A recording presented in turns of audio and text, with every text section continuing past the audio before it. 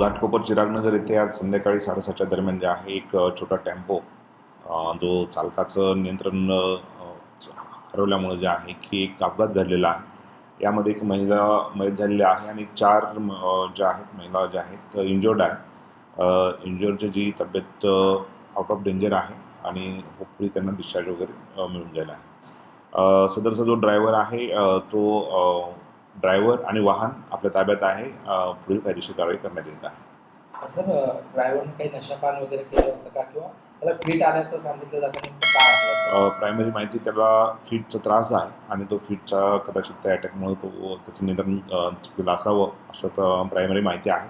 अधिक तपास चालू आहे।